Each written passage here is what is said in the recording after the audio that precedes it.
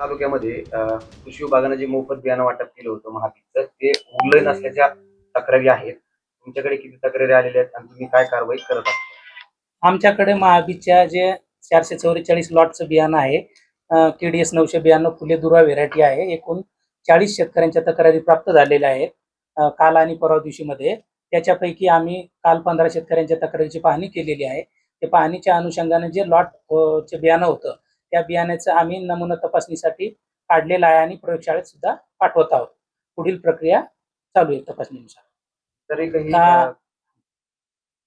इतरही काही कंपन्यांच्या तक्रारी तुमच्याकडे प्राप्त झालेल्या आहेत इतर का? 7 शेतकऱ्यांच्या तक्रारी प्राप्त झालेल्या आहे.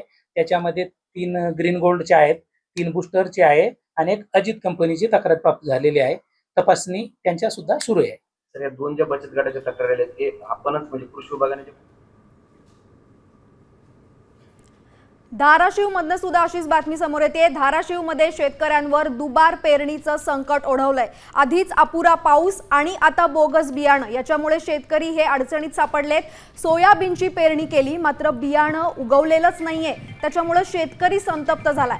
कंपन्यांनी बोगस बियाणं विकल्याचा आरोप केलाय. दोषी कंपन्यांवर गुन्हे दाखल करण्याची मागणी शेतकरी करतायत.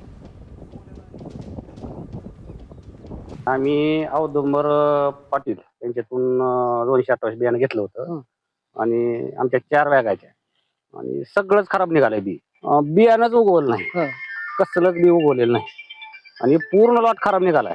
इथं 100, 80, 90, 100 बॅग खराब निघाल्या त्या. आमचं म्हणणं आहे की कंपनीवाल्याने आम्हाला भरपाई द्यावी.